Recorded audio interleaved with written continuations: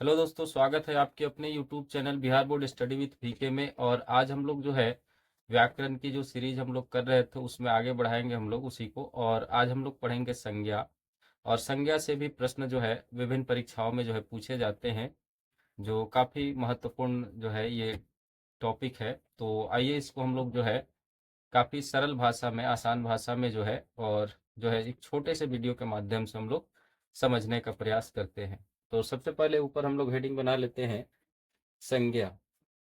सबसे पहले हेडिंग हम लोग बना लेते हैं संज्ञा।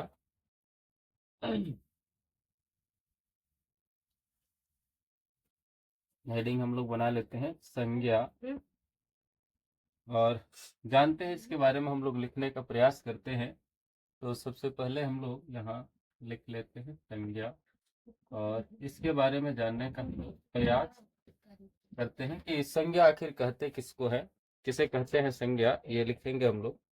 तो लिखेंगे कि संज्ञा का शाब्दिक अर्थ नाम है। संज्ञा का संज्ञा का शाब्दिक अर्थ अर्थ नाम है। संज्ञा का शाब्दिक अर्थ नाम है। किसी वस्तु, व्यक्ति, स्थान इत्यादि के नाम को, किसी वस्तु, व्यक्ति, किसी वस्तु, व्यक्ति, स्थान,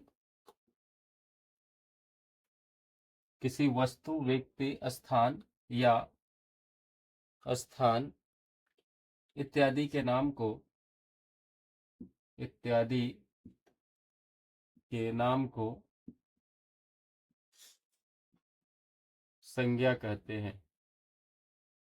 संज्ञा कहते हैं।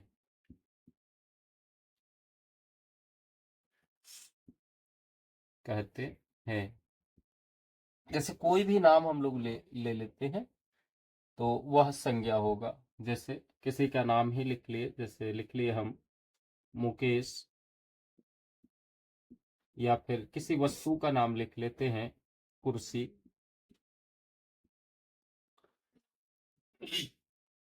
किसी जगह का नाम लिख लेते हैं जैसे पटना।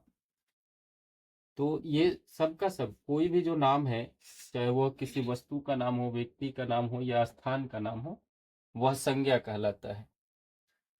आगे हम लोग लिखेंगे संज्ञा के प्रकार या फिर भेद। अगला हमारा हेडिंग होगा संज्ञा के संज्ञा के प्रकार। संज्ञा के प्रकार। तो लिखेंगे हम लोग इसमें कि अर्थ के आधार पर संज्ञा 5 प्रकार के होते हैं। लिखेंगे अर्थ के आधार पर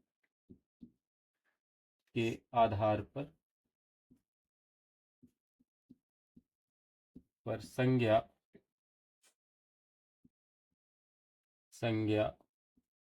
5 प्रकार के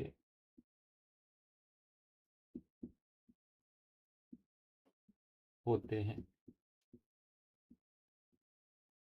अर्थ के आधार पर संज्ञा 5 प्रकार के होते हैं। और इसमें जो पहला है वह है जातिवाचक संज्ञा। पहला जो भेद है या प्रकार है वह है जातिवाचक संज्ञा। जातिवाचक संज्ञा। इसी क्रम में जो दूसरा प्रकार है वह है व्यक्तिवाचक संज्ञा। व्यक्तिवाचक संज्ञा। इस क्रम में जो तीसरा जो प्रकार है वो है भाववाचक संज्ञा। भाववाचक संज्ञा। चौथा संज्ञा का जो प्रकार है वो है समूहवाचक संज्ञा। समूहवाचक संज्ञा। और संज्ञा का जो पांचवा प्रकार है, संज्ञा का जो पांचवा प्रकार है वो है द्रव्यवाचक संज्ञा। द्रव्यवाचक संज्ञा,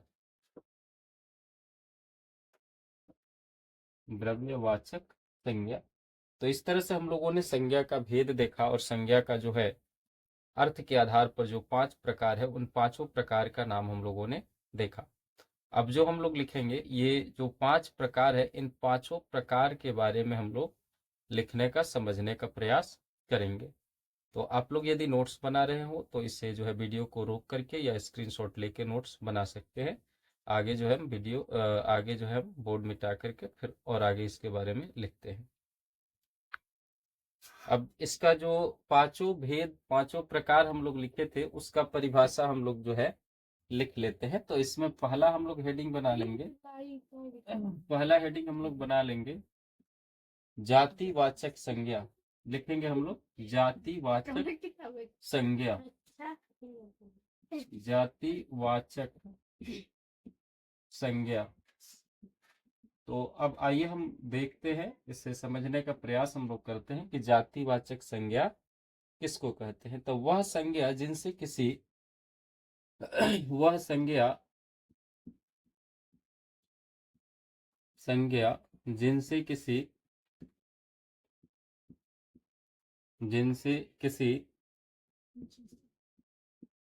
एक ही प्रकार के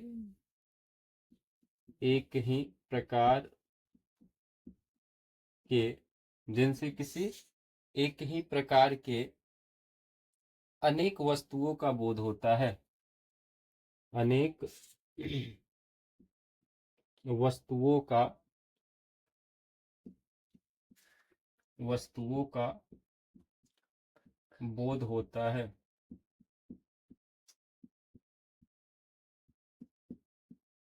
अब कोई एक शब्द बोला जाए और उस शब्द से एक से अधिक वस्तुओं का बोध हो जाए, एक से अधिक स्थान का बोध हो जाए, तो वह शब्द जो है जातिवाचक संज्ञा कहलाता है। जैसे मान लिया जाए कि हमने बोला नदी, तो नदी बोले तो दुनिया में, संसार में जितनी भी नदियां हैं उन सभी नदियों का बोध हो गया। हमने बोला पहाड़, तो पहाड़ बोला तो जितने भी पहाड़ हैं सभी पहाड़ का बोध हो गया। हम लोगों ने बोला शहर, तो इस दुनिया संसार में जितने शहर हैं सभी का बोध हो गया। तो यानी ऐसा शब्द जिस एक शब्द से जो है उसकी पूरी जाति का बोध हो जाए, पूरे जितना भी है दुनिया संसार में सबका बोध हो जाए, तो वह शब्द जो है जातिवाचक शब्द है या जातिवाचक संज्ञा है। वह संज्ञा जातिवाचक संज्ञा है। अब अगला जो हम लोगों का दूसरा था वह है व्यक्तिवाचक संज्ञा। व्यक्तिवाचक संज्ञा, व्यक्तिवाचक संज्ञा। तो इसे हम लोग लिखेंगे और समझने का प्रयास करेंगे। लिखेंगे जिन संज्ञा शब्दों से किसी, इसकी परिभाषा लिखेंगे, जिन संज्ञा शब्दों से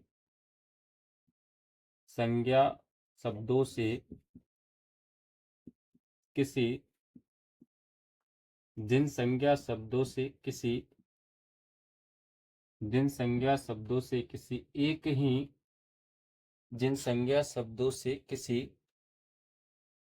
एक ही वस्तु कॉमा व्यक्ति एक ही वस्तु कॉमा व्यक्ति या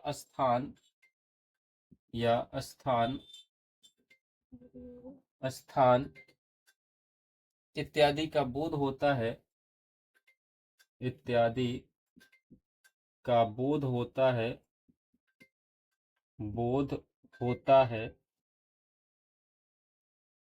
उन्हें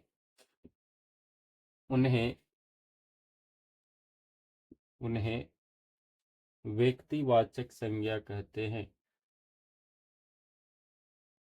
व्यक्तिवाचक संज्ञा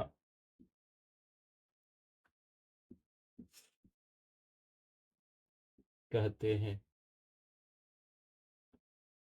जैसे कोई एक शब्द बोलते हैं तो उससे एक ही व्यक्ति का बोध हो, एक ही वस्तु का बोध हो, वह संज्ञा जो है, वह नाम जो है व्यक्तिवाचक संज्ञा कहलाता है। जैसे विक्रांत, तो इससे किसी एक व्यक्ति के नाम का बोध हुआ तो यह व्यक्तिवाचक संज्ञा हो गया। किसी नदी का नाम बोलते हैं जैसे गंगा, तो एक खास नदी का नाम हुआ तो यह हो गया व्यक्तिवाचक संज्ञा। अगर वही हम बोलते हैं पूर्वी चंपारण, तो किसी एक जिला, किसी एक स्थान का नाम हुआ, तो इस तरह का जो संज्ञा होगा उसे हम लोग जो है, इस तरह का जो नाम होगा उसे हम लोग व्यक्तिवाचक संज्ञा कहेंगे। अगला जो दूसरा इसका प्रकार था वो है तीसरा जो प्रकार है वो है भाववाचक संज्ञा। भाववाचक संज्ञा, भाववाचक संज्ञा। तो इसकी परिभाषा हम लोग लिखेंगे कि जिस संज्ञा शब्द से किसी वस्तु के, जिस संज्ञा शब्द से किसी वस्तु के गुण, जिन संज्ञा शब्द से किसी वस्तु के गुण कमा दशा, भाव या अवस्था, दशा, भाव या अवस्था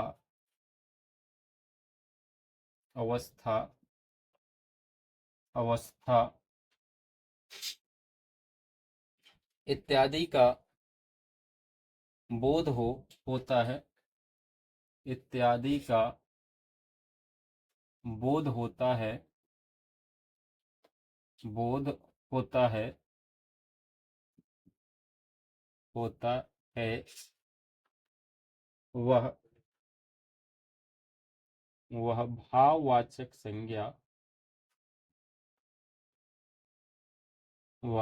संज्ञा कहलाता है।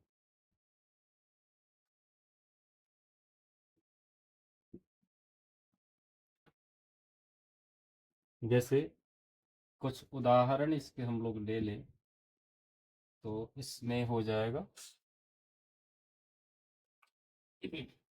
बचपन, बचपन, जवानी, ये अवस्थाएं हैं। जवानी, सुंदरता, सुंदरता, मिठास,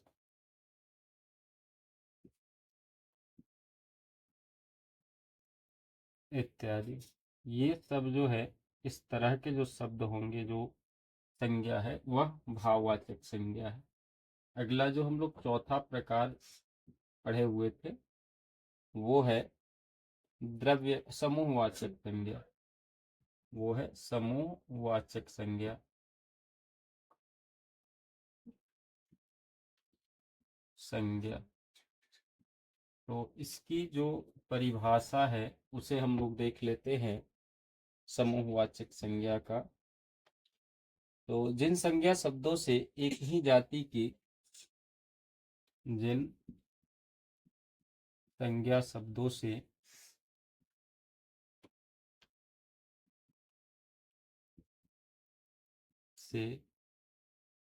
एक ही जाति की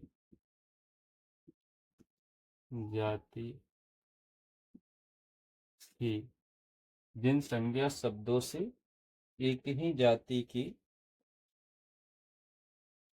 की वस्तुओं के समूह या समुदाय का बोध होता है,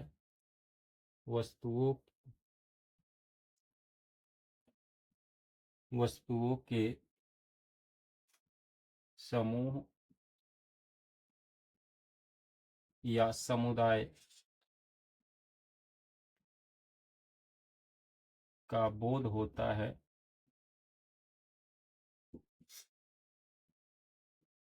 होता है,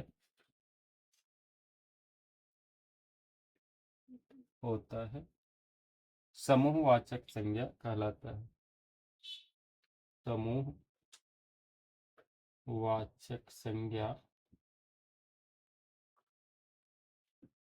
कहलाता है।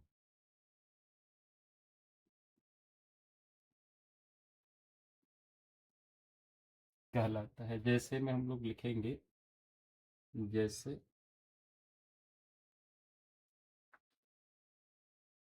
जैसे सेना, कक्षा,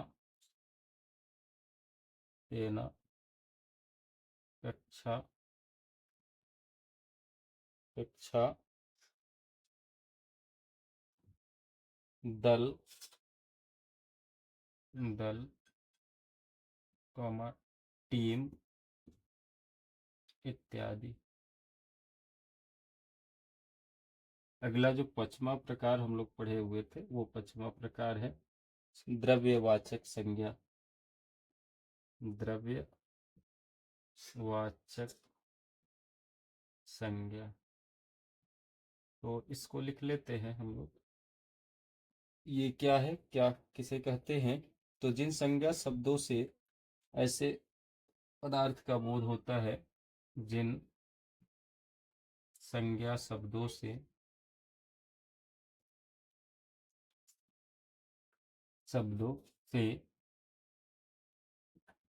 ऐसे पदार्थ का बोध होता है,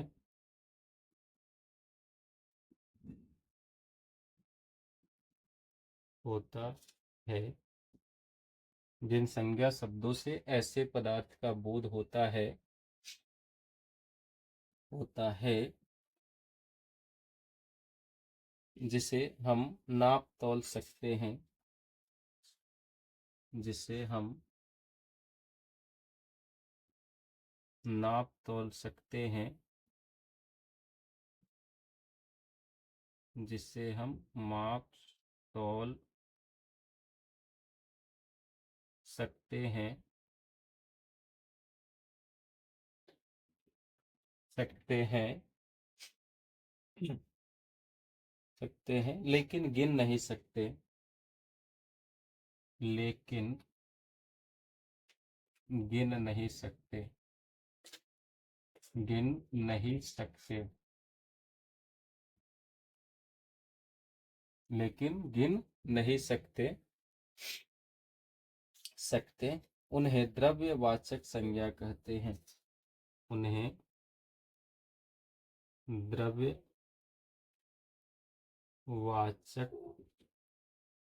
संज्ञा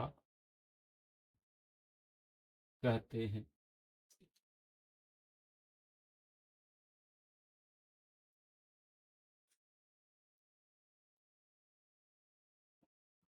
उन्हें द्रव्यवाचक संज्ञा कहते हैं। जैसे में यहाँ हो जाएगा, जैसे, जैसे दूध, आटा,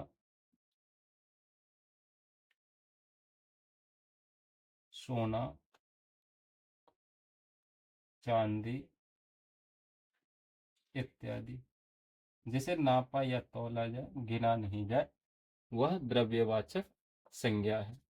तो इस तरह से हम लोगों ने बहुत ही सरल भाषा में, आसान सी भाषा में संज्ञा को जो है समझने का प्रयास किया। तो उम्मीद करते हैं आप लोगों को ये समझ आया होगा, और इस तरह का वीडियो जो है देखने के लिए आप लोग जो है इस चैनल को सब्सक्राइब कीजिए तथा इस वीडियो को ज़्यादा से ज़्यादा शेयर कीजिए।